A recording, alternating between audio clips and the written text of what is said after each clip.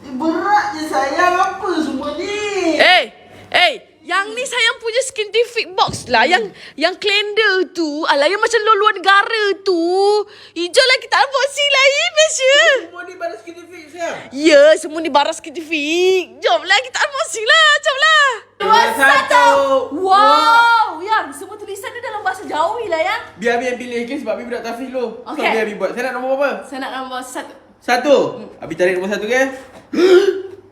Yang! Ni PDRN moisturizer yang! Yang ni yang tengah viral tu yang. Abi tu tak, saya mau pakai ni. Glowing gila muka saya. Tak payah nak cocok-cocok dah. Semua tak payah. So, saya nak nombor 18. 18? Okay, tutup mata dulu. Cepatlah. Apa ni? Yang! Serum spray! Abi tahu tak? Wow! Yang! Full size lah yang. Selalu kan saya tengok kan orang dapat FM calendar macam ni kan. Mesti yang small-small je. Yang Ini ni besar. besarnya. Yang ni pun saya suka. Habis saya pakai ni kan. Makeup saya senang blend tau. Saya nak nombor 10 pula. Okay, tutup mata lagi. Ui! Yang ni yang. Shape mask yang brightening tu. Abi ingat tak? Kita gaduh pasal benda ni. Ya, saya ambil. Lalu gaduh. Yang ni pun best kan? Ni best. Ni Abi suka. Bergaduh. Nombor 22. Ni. Apa ni? Ya! Black cream. Yang saya malas nak pergi check up tu kan. Nak pakai ni saya malas tu kan. Yang Daddy pakaikan tu kan. Okay, ni Daddy tahu.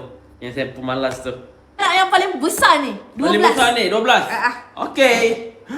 Yang best je cushion pink ni ada cap sekali. Yang ni yang saya pakai hari tu tak. Abi ingat tak? Yang saya suka tu. Abi dah halang lah ada pink cap ni. Saya nak siap terus lah. Kita kan nak keluar. Yelah cepatlah. Cepat. Abi pergi gosok gigi je. Pergi gosok gigi. Baju tu dah okey lah. Pergi gosok gigi je.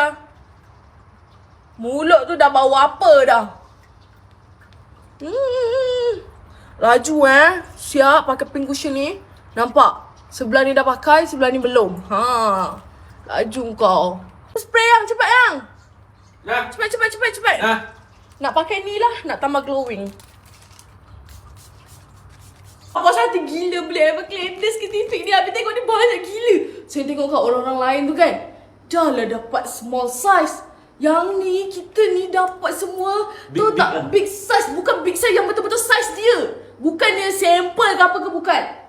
Tahu tak? Kalau macam ni senang lah raya ni. Tak payahlah nak fikir-fikir makeup, nak beli-beli makeup tak payah.